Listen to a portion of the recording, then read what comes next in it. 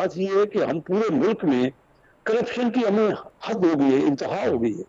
Total revenue जो हमारा मिल रहा है ना, पाकिस्तान का रेवेन्यू इस बार टारगेट है 9,000 अरब रुपए का।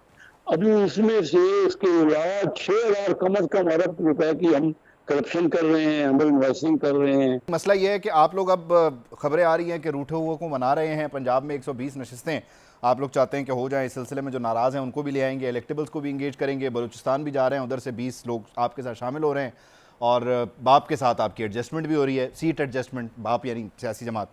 तो ये इलेक्टेबल्स वाला जो गेम है, तो फिर ये खदशा तो दुरुस्त है कि फिर 2018 वाला पैटर्न है, क्योंकि 2018 में जौक दर जौक इलेक्टेबल्स जा रहे थे, पीटीआई की तरफ इक्तदार में आ गए, आपकी तरफ आ रहे हैं, तो फिर 8 फरवरी का नतीजा हम समझें कि जारी हो गया है। जी देखिए, शैला बहन बड़ी क्योंकि बात करती है बड़ी डिटेल से। अब मुझे बताइए कि हमारे साथ से 3 महीने पहले कोलिशन गवर्नमेंट में, और मैं वहां बैठा हुआ था और बिलावल भुट्टो जरदारी साहब ने कहा कि मियां शहबाज शरीफ साहब हमारे ज्यादा प्राइम मिनिस्टर हैं पीपल पार्टी के बनस्बत मुस्लिम लीग के। 17 महीने हमारे साथ रहे, फॉरेन मिनिस्टर से किसी किस्म की कोई शिकायत नहीं थी, कोई बात नहीं थी। अब ये बताएं कि ये कहते हैं मेरे साथ फेवर हो रही है। मुझे तो ये नहीं समझ आती। मैं अपने हल्के में जाता हूँ तो मेरे तो सारे डेवलपमेंट के प्रोग्राम सारे कैंसिल हो गए हुए हैं।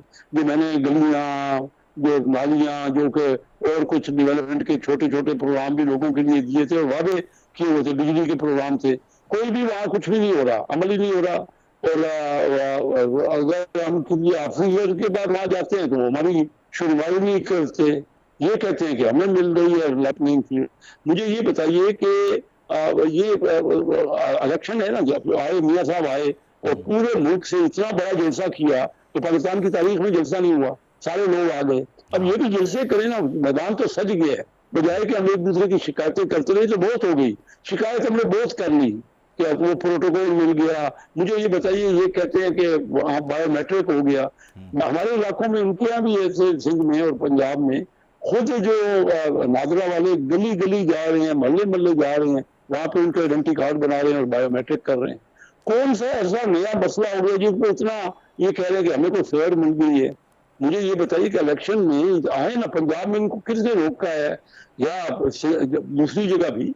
हर एक के लिए खुला मैदान है और इलेक्शन हो रहा है। और मैं ये समझता हूँ कि पीपल पार्टी के साथ तो हमारा चार्टर ऑफ जो डेमोक्रेसी जो है वो साइन है। अगर इनको कोई इतरार है, आइए बैठ जाइए दोनों पार्टियां। वो तो 2011 में खत्म नहीं हो गया था जब आप काला कोट पहन के यूसुफ रजा गिलानी के लिए गए थे सुप्रीम कोर्ट?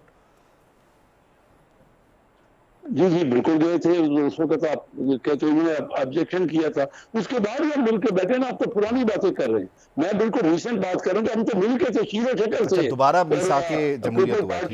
पीपल पार्टी ने 13 से 18 तक ना हमारे साथ, देखिए, बड़े ग्रेसफुली उन्होंने अपोजिशन की है। अगर हम ये पॉलिटिकल टर्माइल करते रहेंगे ना, यही तो हमारे डिग्रेड होने का, इसी वजह से पाकिस्तान नीचे चला गया।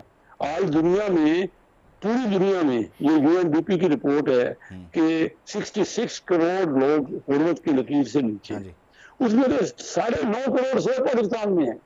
हमारी दुनिया की आबादी में तो सिर्फ 3% आबादी पाकिस्तान की है, लेकिन 16% गरीब जो लोग पॉवर्टी लाइन है, हमारे हम झगड़ा कर रहे हैं, आपस में लड़ रहे हैं। हमें तो गुर्बत के खिलाफ लड़ाई करनी है, हमें तो बेरोजगारी के खिलाफ लड़ाई। आइए बैठ जाइए। इनके अपना सिंध में बहुत 15 साल रहे, 15 साल हुकूमत रही। मैं भी कराची में रहता हूँ, मुझे भी पता है। इन्होंने सेहत के लिए काफी काम किए। ये कहना कि काम नहीं किया, पीपल पार्टी ने आइन पे बड़ा और जमहूरियत पे भी काम किया है। लेकिन बात यह है कि हम पूरे मुल्क में करप्शन की हमें हद हो गई है, इंतहा हो गई है। टोटल रेवेन्यू जो हमारा मिल रहा है ना, पाकिस्तान का रेवेन्यू इस बार टारगेट है 9,000 अरब रुपए का। अभी उसमें से इसके अलावा 6,000 कम अज कम अरब रुपए की हम करप्शन कर रहे हैं, अंडर इन्वेस्टिंग कर रहे हैं।